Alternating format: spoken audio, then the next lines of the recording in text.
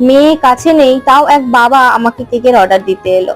রাত 11:30টার সময় ফোন করে বললো যে দিদি ভীষণ আর্জেন্ট একটা কেক আছে, আমার এক্ষুনি লাগবে 1 ঘন্টার মধ্যে। আমি বললাম এত তাড়াতাড়ি কিভাবে আমি কেক বানিয়ে দেবো, সম্ভবই নয়।